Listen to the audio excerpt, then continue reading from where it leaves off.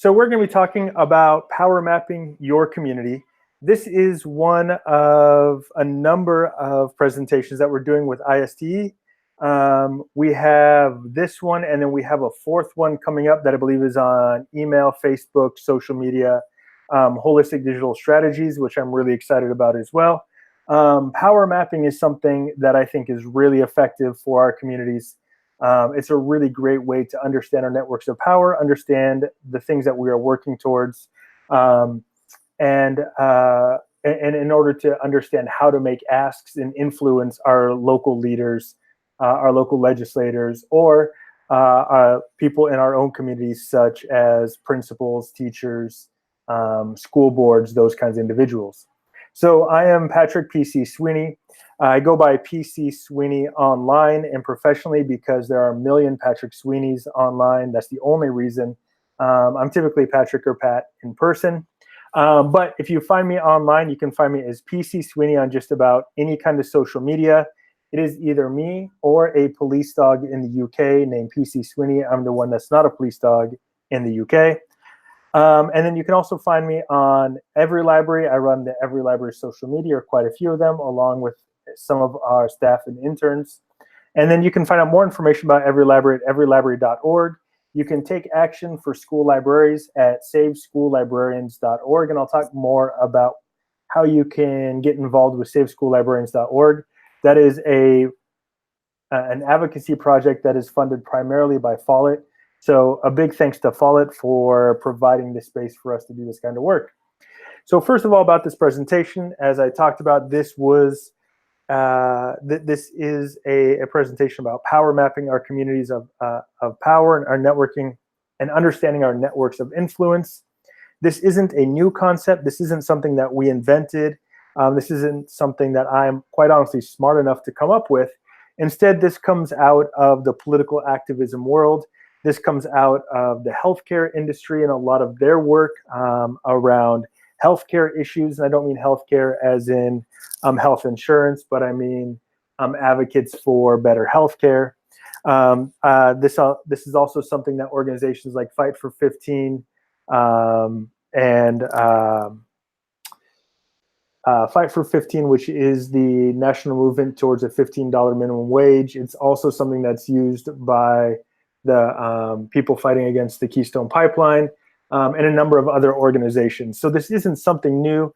It doesn't just come out of the progressive side of politics, although I just mentioned mostly progressive politics. This is something that's used on both the right and left side of political activist organizations. So we're going to be diving into it. We're going to be talking about the strategy, the underlying theory.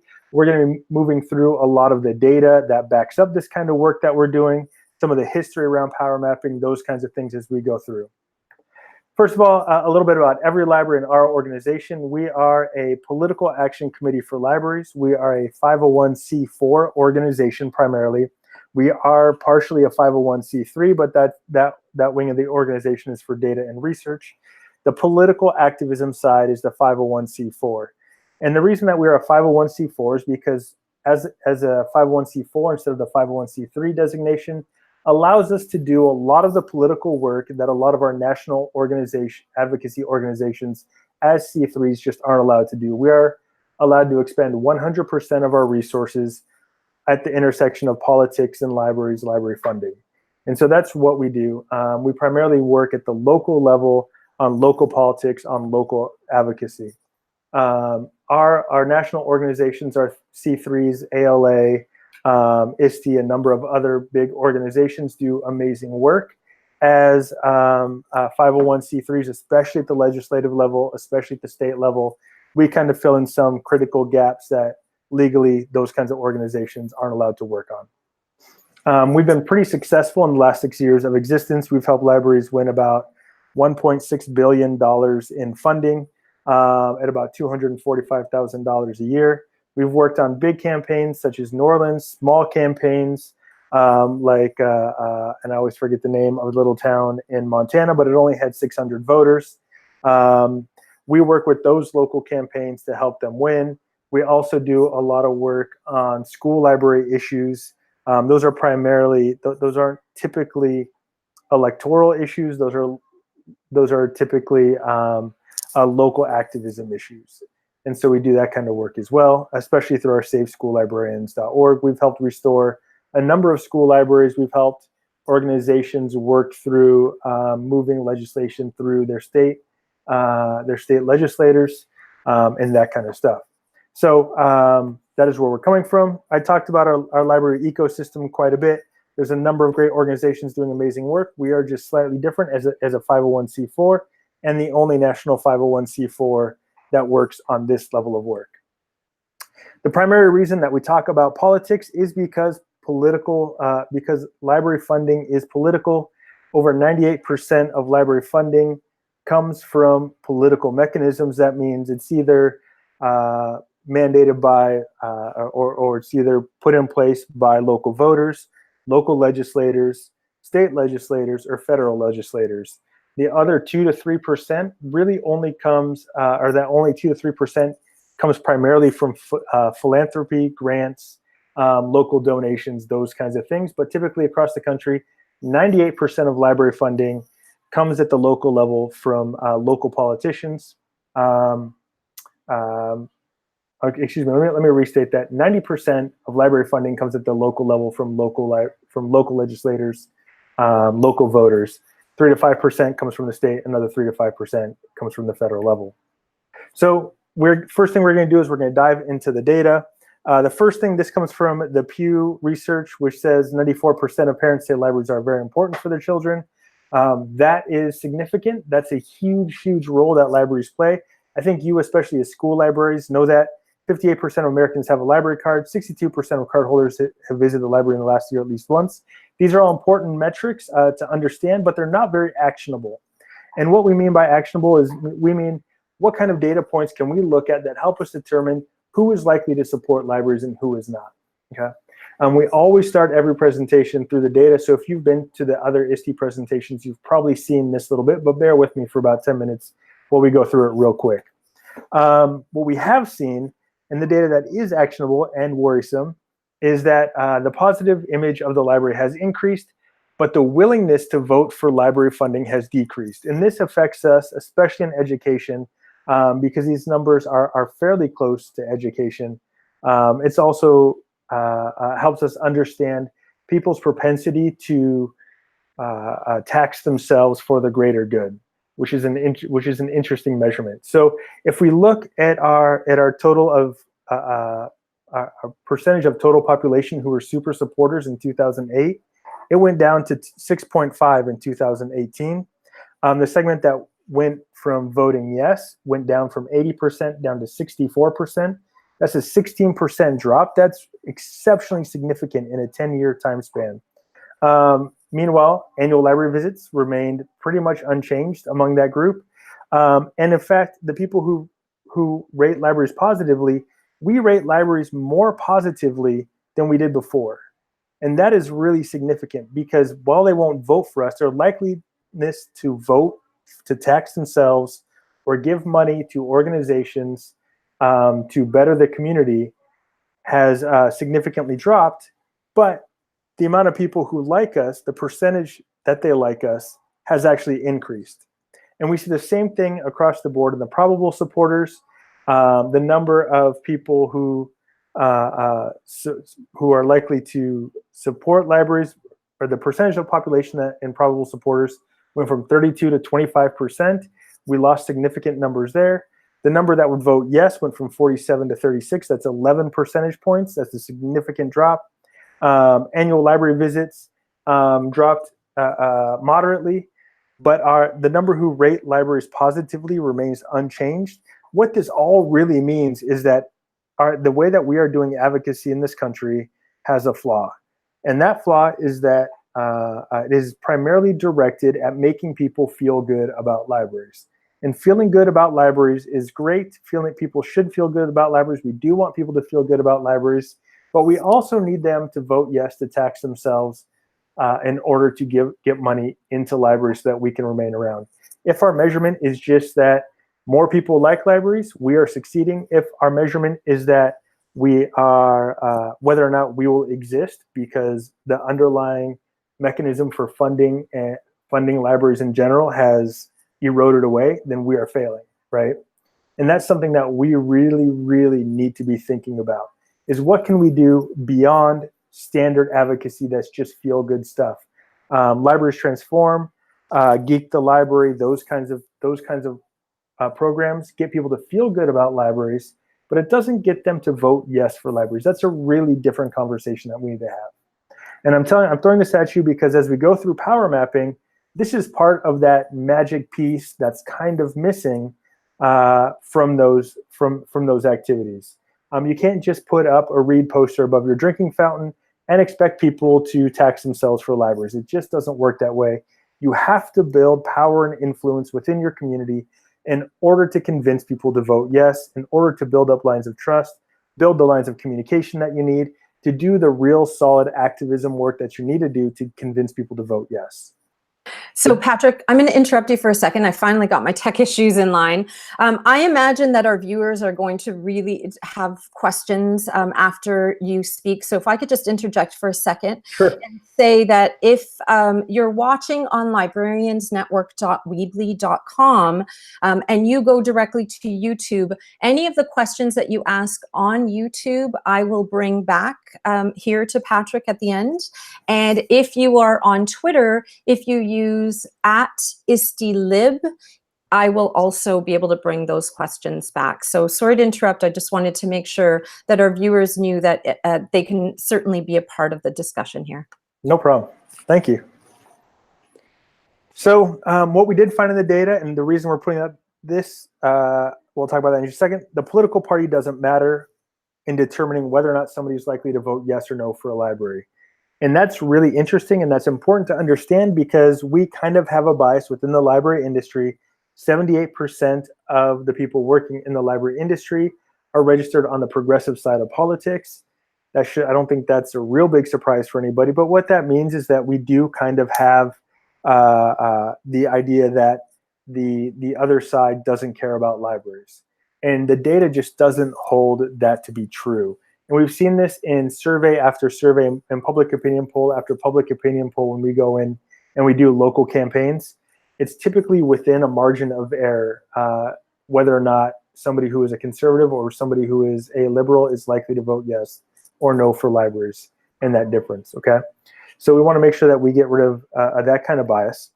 Library card statistics don't matter. This is a little bit different for you who are school librarians, but the number of users that you have or somebody's likeliness to use a library doesn't determine at all their likeliness to support the library, which is really interesting data because a lot of our advocacy is around, well, if they just use us, then they'll like us, then they'll support us, then we can ask them for increase in tax measures. But we've seen it play out over and over and over again that library use doesn't matter. We've seen communities where 30% of the community has a card, and it overwhelmingly passed by 80%. We've seen the opposite being true, where 80% of the community had a library card and it lost with 30% votes. And again, with our public opinion polling for local campaigns, we've seen over and over and over again that library use doesn't matter. The caveat to this is only if somebody uses your library more than once every 2 weeks. If they use your library more than once every 2 weeks, they have a 2% higher likelihood to vote yes for your library, but it's only 2%. It typically doesn't go above 5%, which is still almost always within the margin of error, which means you can throw that statistic out, right? So you and a lot of our schools are a little bit different because the kids are forced to come, right? I started my career as an elementary school librarian. This is something that I'm really passionate about. And I understand that your use is a little different, but we just have to understand that whether or not teachers use your library doesn't mean that they're likely or unlikely to support it, whether or not your principals come in, those kinds of things. We really have to understand that. The one thing that does have the biggest impact is people's relationship and their belief about the librarian. And this is especially true in the school library community. People's relationship and their belief about the librarian who's sitting in that chair, checking out books to kids every day, their belief about whether or not they are an essential staff, their belief about whether or not that librarian is capable or willing to provide information resources, digital access, training on spotting fake news, all those kinds of other programmatic things that we do in our school libraries besides just checking books in and out. That is what really matters. If you have good relationships with school boards, if you build strong relationships to your community members, your people in your community who have influence and power, the people in your community who have money, the people in your community who are elected to official boards, if you have those relationships, you are far, far more likely to never have to worry about your job than somebody who stays in the library and kind of checks books in and out all the time. I'm not saying any of you do that, of course, but it's that relationship that matters the most. That's what motivates people to support libraries absolutely the most. What does that mean for us? Well, this is where it gets a little bit interesting. If our positions are, if they're determined by whether or not somebody votes for us, whether or not we have local support, whether or not we have community support, whether that community is the entire city or just our school, what that actually means is that we are essentially running for office for our libraries. We're running for office as librarians. We're not running on a Republican ticket. We're not running on a Democratic ticket. We are running on the library ticket. That's our political party. That's our base. Libraries, librarianship. If it helps to think about you as an activist out in the community, we really need to start talking about how do political candidates behave or misbehave, I guess. We'll try not to misbehave. But we talk about the ways that political operatives work, how do causes work, how did Fight for 15 work, or the Keystone Pipeline, or even like things like the NRA, ACLU, Sierra Club, Human Rights Campaign. How do those organizations work? Okay, we need to start understanding those in order to build that power and influence within our communities. One of those tools, again, being power mapping. One of the things that we do throughout this is called surfacing.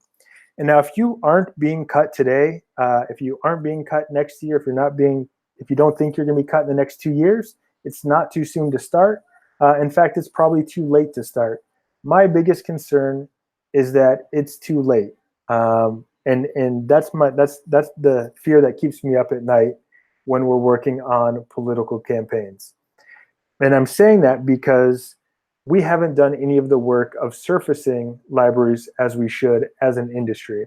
And we're talking about surfacing if we're looking at a political campaign, if we're looking at getting people to take action on a date, which is signing a petition, say for net neutrality, or if they are fighting against cuts to IMLS. What needs to happen is a level of surfacing. We see surfacing play out in national politics when presidential candidates start showing up at like the Iowa State Fair 2 years before they even announced they're running. We saw it when people were speculating about whether or not Oprah was running because she gave that terrific speech, or we see people speculating about whether or not Zuckerberg is running because he started being a much more public figure.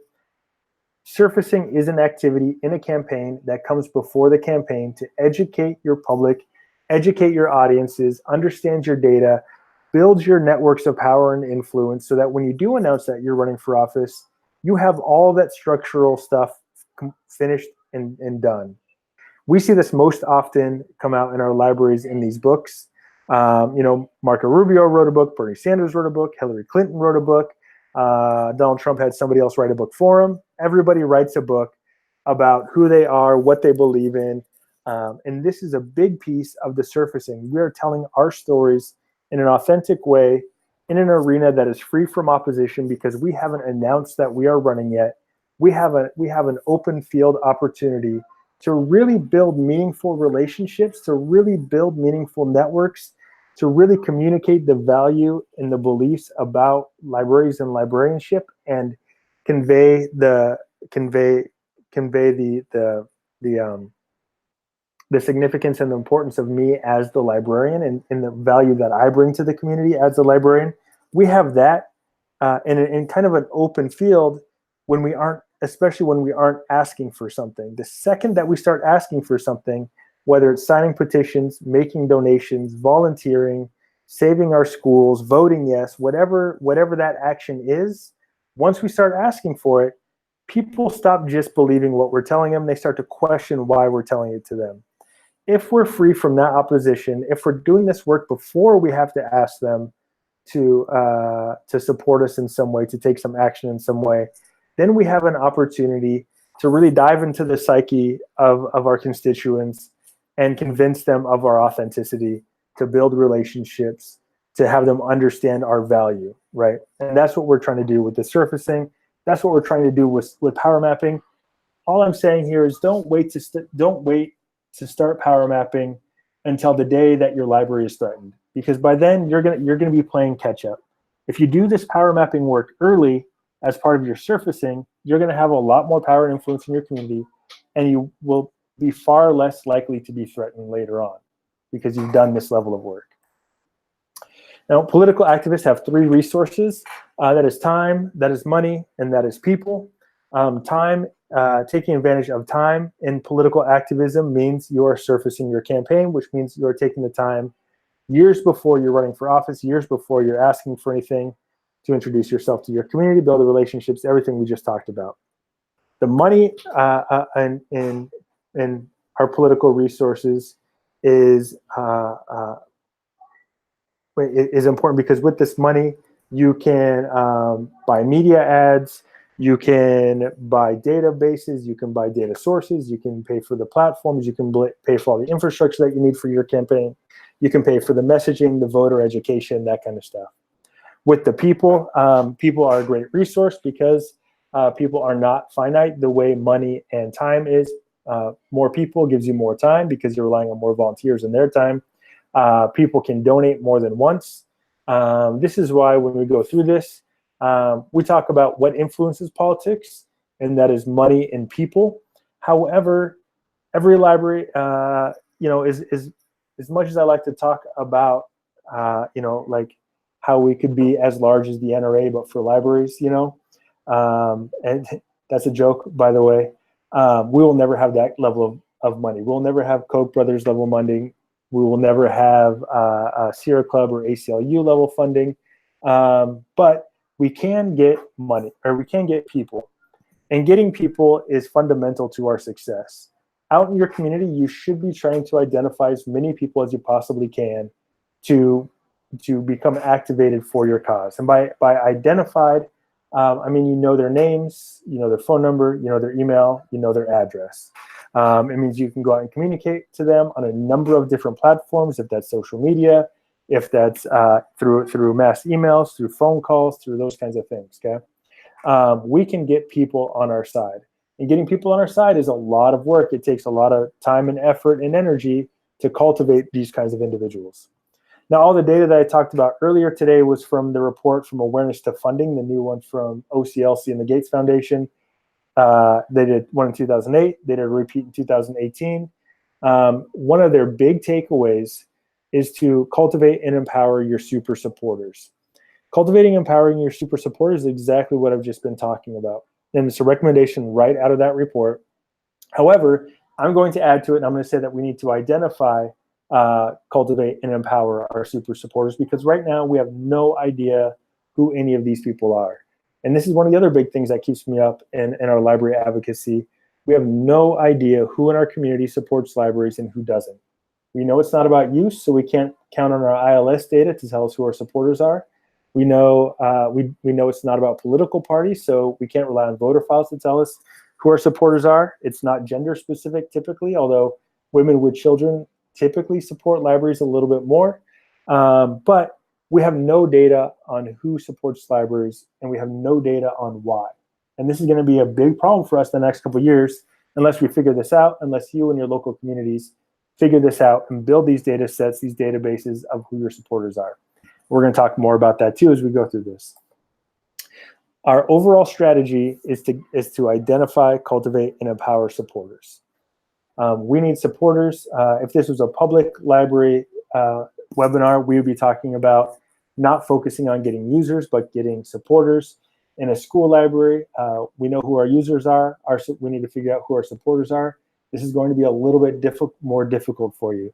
But we'll talk about how to get around it, how to identify supporters, how to find people outside in your community, who don't ever come into the library because they don't have kids, maybe they don't have kids in the school system. We'll talk about that kind of stuff, okay? So let's talk about first where supporters come from. We have this comes out of donor cultivation work. If you've done any philanthropic work, if you've done donor cultivation, you're gonna understand this chart. This is the same for anybody who is taking action on behalf of any kind of organization. We have 4 basic different kinds of supporters. They don't all apply to us, and especially it doesn't really apply to all of us in school libraries. You'll see why in a moment. But the ones at the center, the ones that are our strongest supporters, those are our relational supporters. Those are the people who have a relationship with me as the librarian in the community. They're the people who I know and trust and who know and trust me. The people who I've taken the time to build up strong relationships with. These are the people who are most likely to donate. These are people who are most likely to volunteer. These are the people who are most likely to take any kind of action.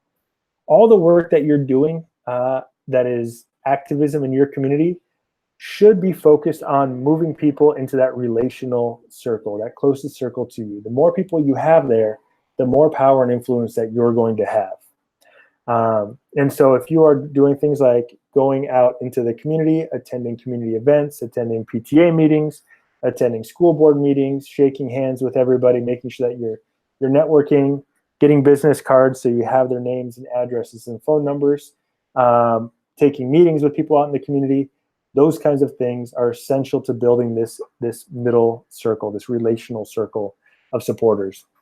Ideological supporters are a little bit more difficult. These are people who just fundamentally believe in libraries and librarianship, whether or not they've been to them, whether or not they've met you, whether or not there's any other kind of indicator. They just have a belief about libraries, librarianship, about school libraries, maybe about education. Maybe they have some kind of value that runs parallel to libraries. So if, and we're talking about school libraries here, people who have a belief about education, they have potentially an ideological belief about school libraries that you can tap into. If we look at people who have an ideological belief about public safety, for example, we can start discussing, putting messages out and discussing with them the idea that school libraries help reduce crime rates in the community, reduce recidivism, because people who are literate, who have the skills they need to succeed in life, are less likely to become criminals. So we can figure out what ideologies people have and attach librarianship to those ideologies. Those are our ideological supporters. Our aversion supporters, these are people, we don't get a whole lot of this in public libraries or even in school libraries. These are people who support your cause because they are more against the other cause. The biggest example of this is that in 2017, just last year, we had a huge upsurge in winning elections for libraries. Far more library elections passed last year than any other year that we've been tracking. And the reason for that, well, we'd like to say that it's because every library is doing good work, or other political action is advocacy groups, or other advocacy groups are doing good work. That's really not the case. That's actually because more anti-Trump voters came out. Anti-Trump voters tend to be more pro-tax and pro-government, which means libraries who are structurally founded on taxes and government got a big boost last year. People were voting against Donald Trump by voting for libraries. Those are our aversion supporters. Then we also have access supporters. Unfortunately, unless you know something that I don't, you're probably not going to get very many access supporters. Access supporters are people who give to a candidate because they want access to the candidate.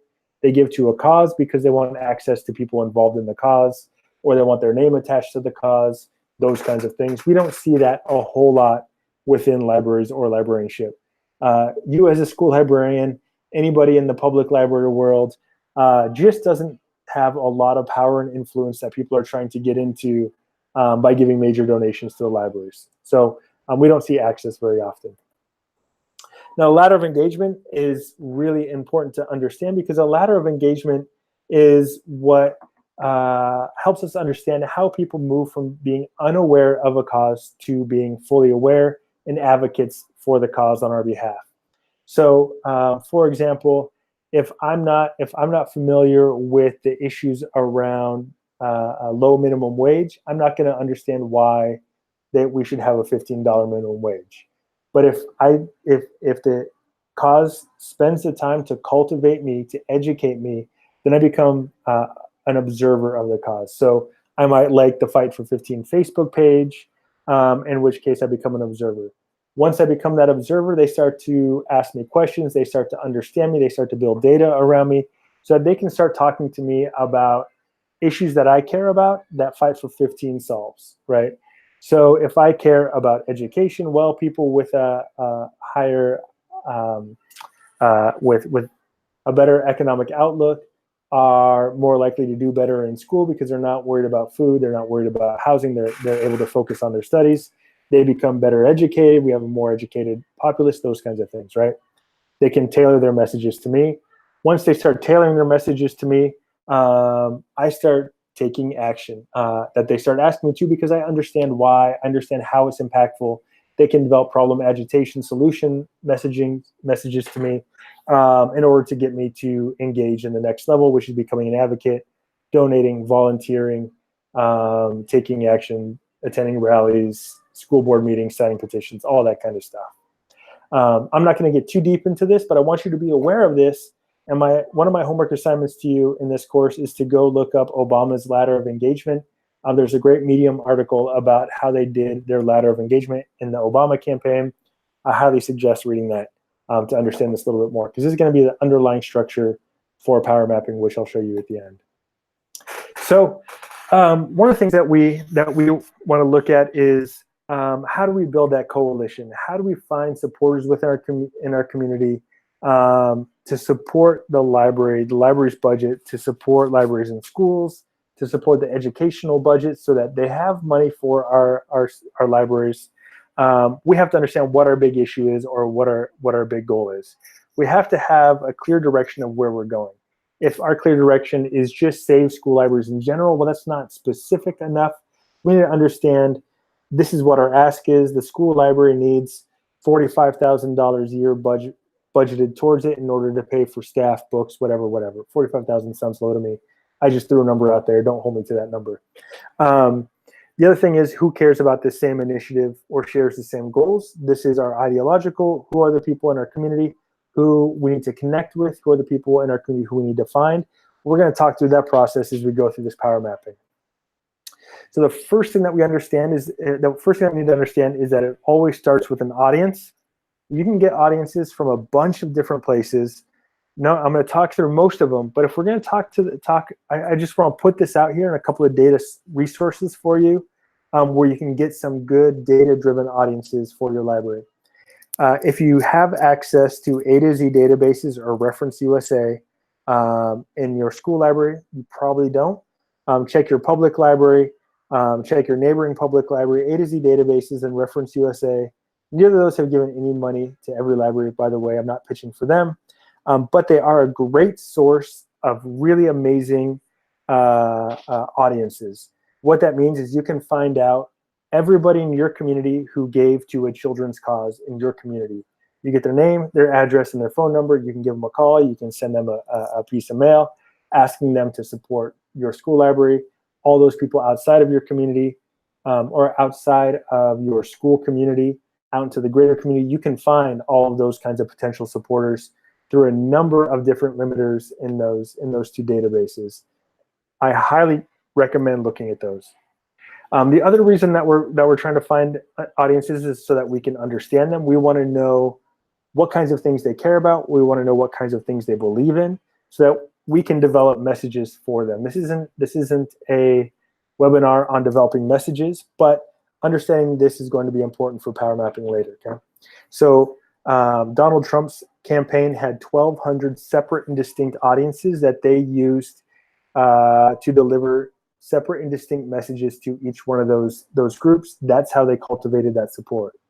I'm not suggesting that you need 1,200, but I am suggesting that you need more than the typical like 5 or whatever that most of our libraries have, which are children, teens, adults, seniors, and parents. That's typically what we have. In school libraries, we can separate them by school levels, but they're not the ones who are really going to do the big advocacy for you. You need to understand what are the things that the principal cares about, what are the things that your administrators care about, what are the things that the people who attend school board meetings, what do they care about, who in your community cares about education, who gives to social causes, who gives to charitable causes, so that you can build out your campaign. So the first thing that you do, and when we start our power mapping activity, and when we work with any kind of campaign, we always sit down and we start out with having them brainstorm who it is that they know in their community. And this is really important because we're not limiting this by anybody. I don't care if you think they'll vote yes. I don't care if you think they'll vote no. I don't care if you think they'll donate or not donate. Write down a list of every single person that you know in your community. These are your relational supporters, that middle group of supporters that's so significant and important. You need to write as many down as you can. And I helped with somebody who was running for lieutenant governor in California. I helped on their campaign. They called me for advice. The first thing I told them was, give me a list of everybody who you know, all the way back to kindergarten or preschool if you can. I want their name, their address, and their phone number, because these are the people who we're going to call to build your base of network of supporters. We're going to understand our networks. We're going to power map with this base group. We're going to understand who's influential, who's not, who's in opposition, who's a supporter. But it starts with this relational group of individuals. So if we were doing this as an activity, I would give you all like an hour to sit down and brainstorm everybody that you know. We're not doing that here, but that is something for you to take away. Okay, that's your next piece of homework. The next thing you're going to do is you're going to look at that list, and you're going to look at that list, and you're going to see who in your town can make decisions, who in your town can kill progress. And understanding how decisions are made and who can kill that progress, who makes those decisions, is really, really important. You're going to circle the people who make decisions if they're on your relational, brainstormed list of people that you know. You are going to circle them, and then the people who can kill progress, you are going to like circle them and put a line through. We're just going to put a different mark between them so you know who is who. Okay. Sometimes we don't have a lot of people who make decisions. Sometimes we don't have a lot of people who can kill progress. That's okay. But we want to make sure that we understand who it is that we know, and we want to have that list. So when we start power mapping, we have people already brainstormed. These people are the people in your community who are influential. If you don't have them on your list as relational supporters, but they're people in your town who you should know, then you're going to sit down and you're going to create another list of people who you want to get to know in your community. Who is it that you need to influence? Is it just your principal? Is it your teachers? Is it your administrators? Is it the superintendents? Is it the school board? Who is it that you need to influence? And understanding this is really important, because sometimes it's none of those people that I just listed. Sometimes, like when I lived in Santa Cruz, there was a woman who sat on her front porch, and nothing in that town got done unless it went over her front porch. To this day, I have no idea who this woman was, but she sat out there drinking tea every day. I would see the mayor come by to pitch his plan for a new bus route. She would give her blessing and it would move forward. If she said no, it wouldn't move forward. Sometimes there's just those people in our community. Sometimes it's like a mommy or daddy blogger or somebody with a major Twitter following in our communities, those kinds of people. Sometimes it's people who are in opposition to like every tax measure, the people who show up to every school board meeting to fight against whatever they think the school board is doing, or maybe to support whatever they think the school board is doing, those vocal people in our communities. Sometimes it's those. So you're going to sit down and you're going to spend about an hour brainstorming these people. And it's okay if you don't have like their name and address or phone number and that kind of stuff. You can actually look up their name and address and phone number on A to Z databases or Reference USA later. For now, just get their names. If you want to look them up on Facebook or LinkedIn to get their email addresses, whatever, that's all fine too, okay? spend that time identifying the people that you need to influence. This is where we start mapping those relationships, though. Because what we want to look at is, who is it in our community that we need to influence? We want to pick one of those people off our influential list, and we're going to put them in the middle of a blank piece of paper. They're going to be our target. And what we're going to do is we're going to put, we're going to map everyone around them who is connected to them. So nobody is off limits here. On this power map, we have the brother, the wife, neighbors, mayors, the church that he goes to, their business associates, media, all of those kinds of things, okay? Now then after that, we step back a little bit farther and you see the target. We have the target in the center, and then we have one box that says mayor. And to the mayor, we have the we have donors, media, and I can't see the other one because there's a, voters, donors, and media. So if we want to influence the mayor, we need to tap into the media, the donors, or the voters. And so we can start understanding how these networks of power kind of work in our community. It also works like, so in this example, if we want to look at who we can influence or who we should influence, we have this target in the center, and we know the mayor is a very, very close associate with the person who we're trying to influence. Maybe it's the somebody on the school board. And so the mayor and somebody on the school board are very good friends, or the mayor maybe employs them, or who knows, whatever that is. And in order to influence the mayor, we need to influence media. Maybe we need to influence voters. Maybe we need to influence the people who donate to the mayor's to the mayoral election. And we start looking at, okay, who is it that we need to influence the target if we can't get to the target directly? There's also, like, if we know their business associate, that's a one step away. Or maybe there is a social club like the Elks Club that a whole bunch of people who have associations with the target are a part of. Can we go to that social club and rally support for the school library at the social club, and that will get back to influencing our target? We've seen this happen a bunch of different times. And so, for example, in Kentucky, there was a community barbecue. I'm getting a little ahead of myself. There was a mayor who was against the public library. He was speaking out publicly against the public library. And there was a director who knew that the mayor's wife was going to be at a community barbecue. And so she went to the community barbecue, sat down with the wife's mayor, talked to the wife's mayor about how important community libraries are to new and young mothers, to start it to young families, things that she knew that the mayor's wife would care about. And we know that the mayor's wife went back and talked to the mayor because the mayor never said a thing against the library ever again, right? And that's kind of how this power mapping works. We also had another situation where we found we were trying to figure out what kind of power the staff have. And so you can work this out backwards. You can put yourself as the center of this target, and you can work out building out this map.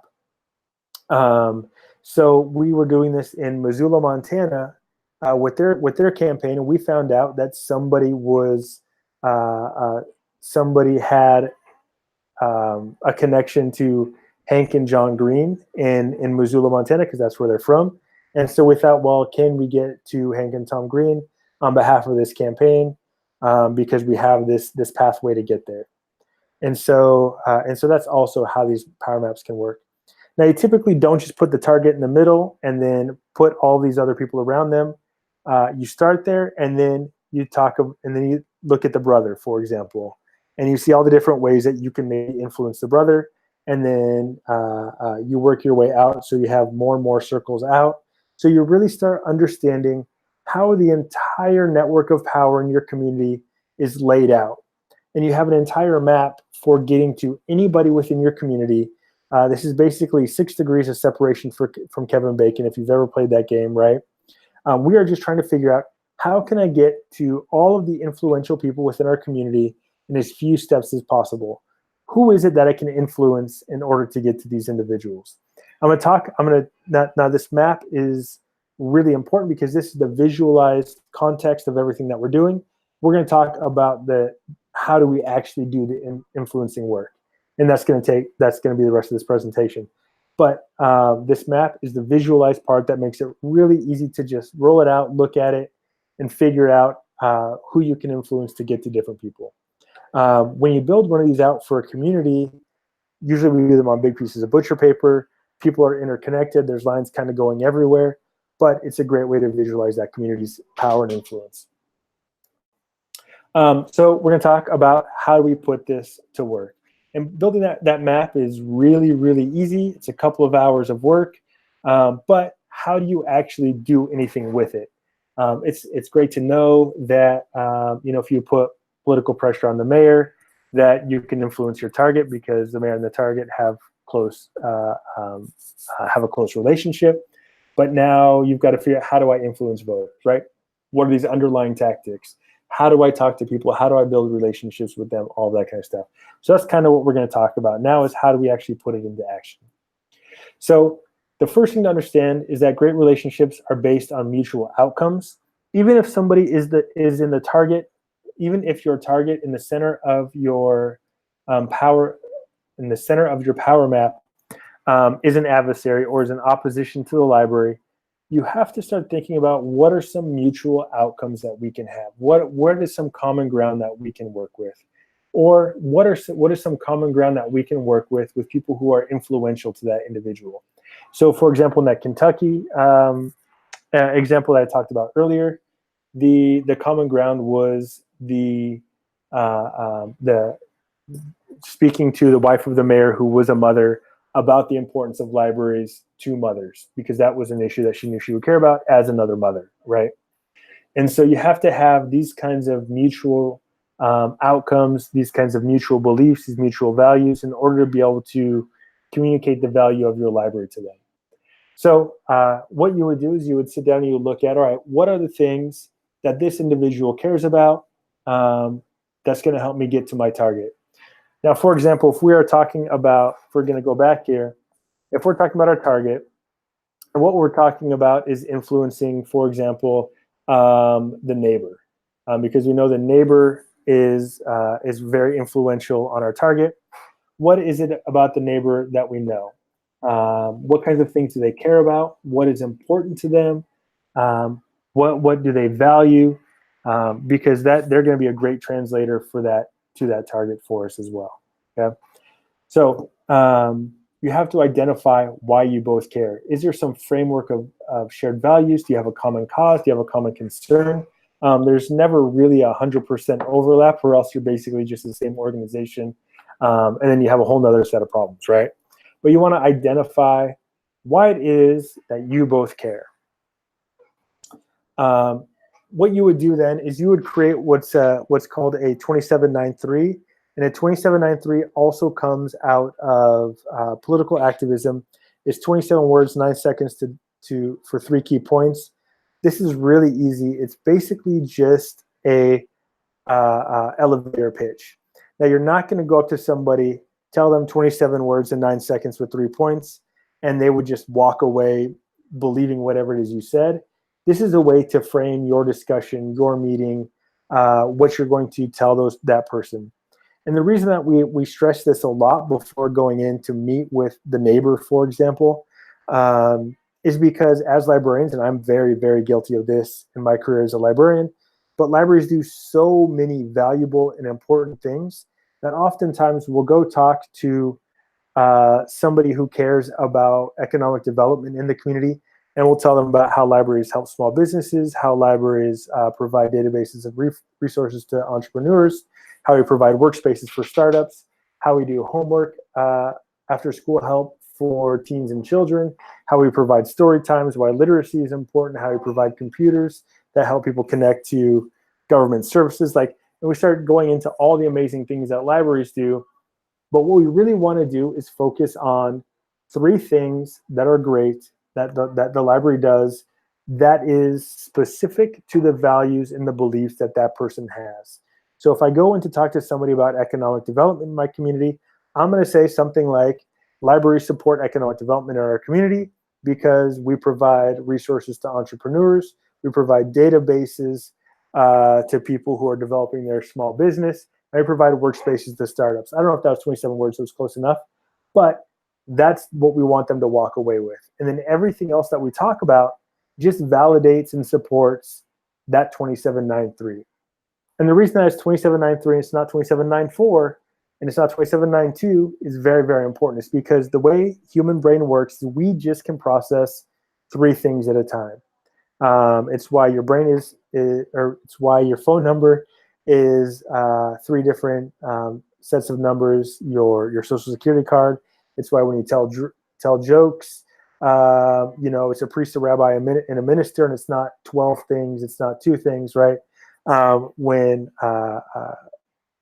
just work in 3s. It's why we have the Oxford comma, this, and this, right? That's just how our brain works and feels comfortable.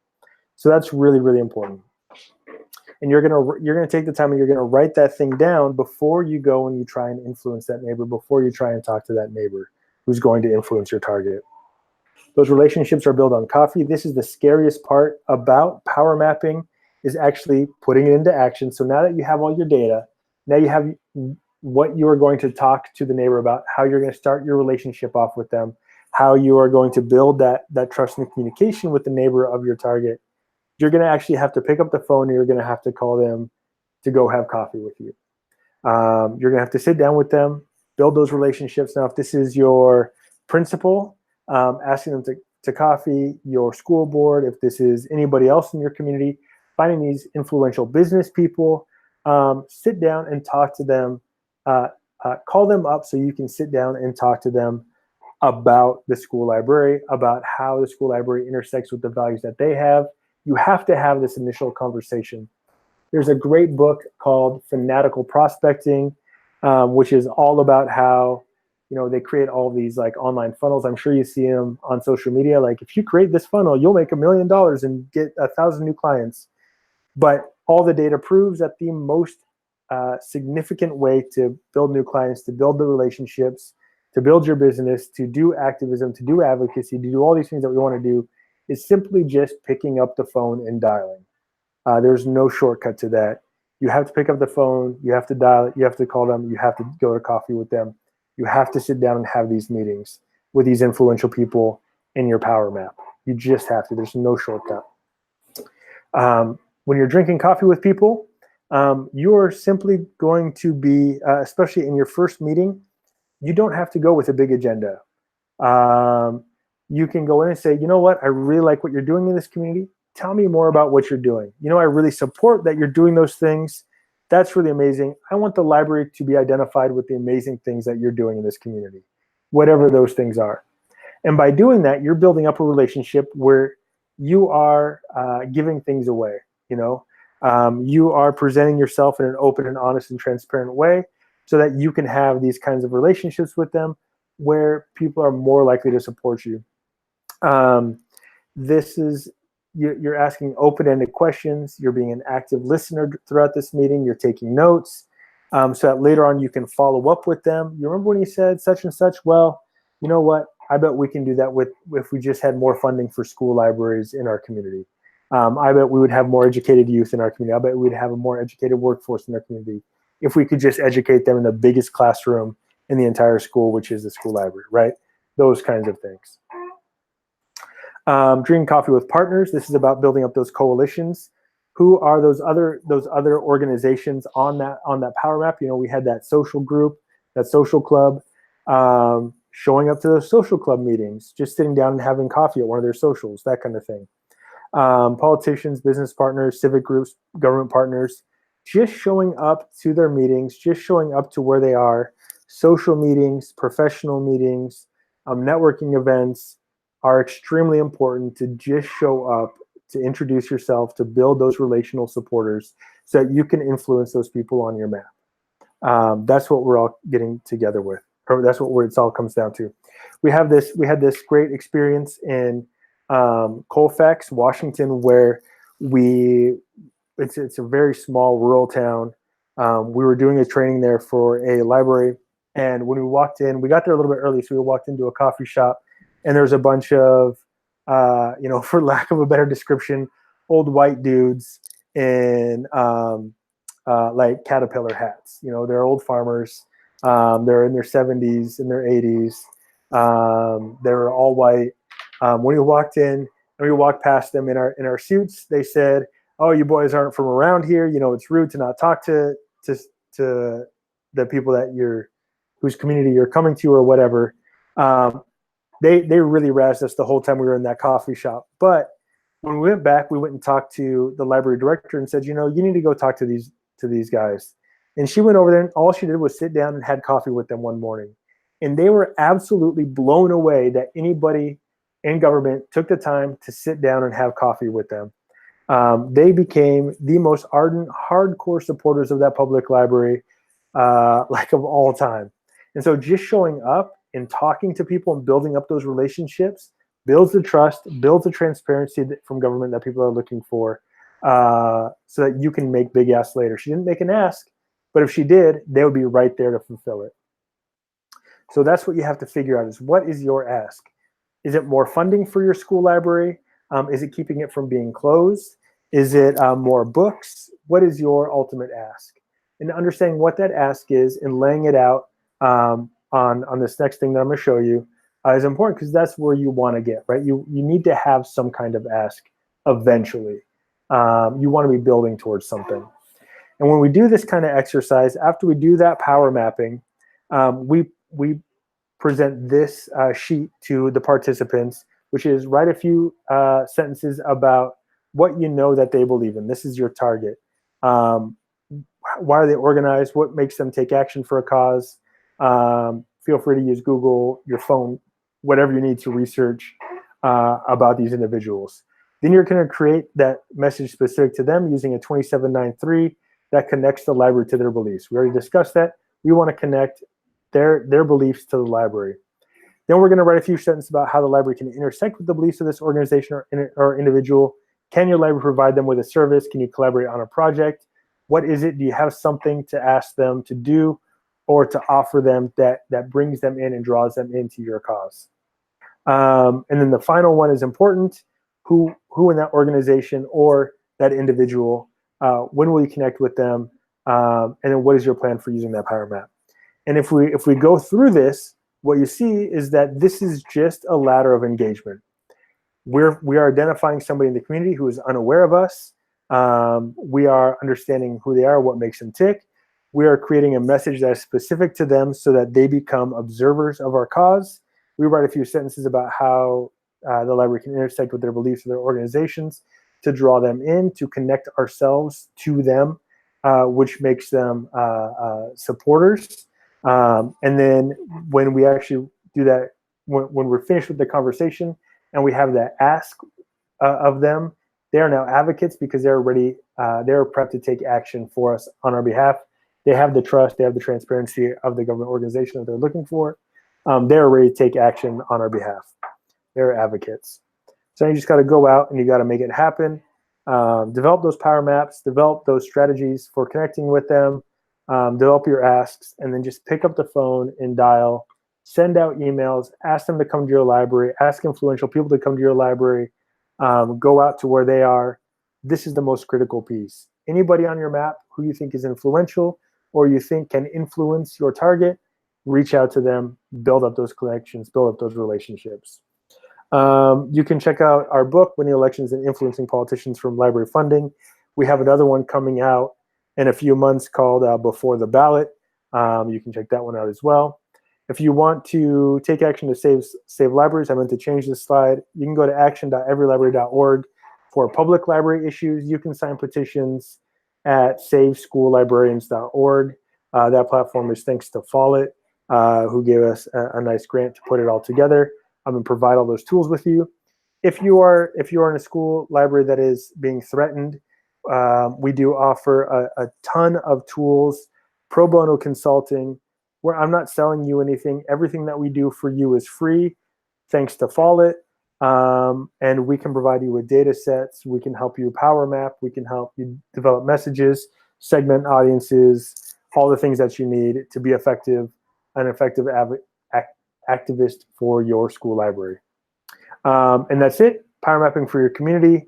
If you have any questions, I'm going to stick around for a couple of minutes. You can also shoot them to me on Twitter at PC Sweeney, or shoot them to me on at EveryLibrary as well. So I don't. Do we have any questions?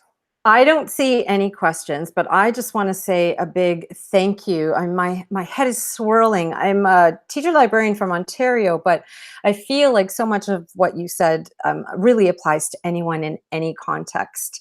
And certainly our mandate with these webinars, for those of you that don't know, the ISTE Librarians Network promotes librarians as leaders and champions of educational technology and digital literacy. You've certainly helped to connect the dots for us here. And our key mission is to provide a professional learning community where we can leverage technology, knowledge, and expertise to improve school library programs, increase access, and foster strong teaching and learning environments. But we can't do that if we don't have our library. So I want to thank you so much. Patrick, please do, if you're watching, connect with Patrick at PC Sweeney, connect with EveryLibrary, and certainly connect with us at ISTE Lib. We will continue to provide webinars as amazing as this one for your purposes.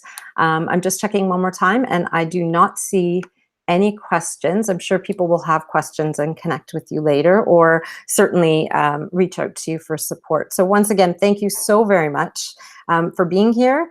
Patrick, really, really appreciate it. And to our viewers, thank you for taking the time to learn with us.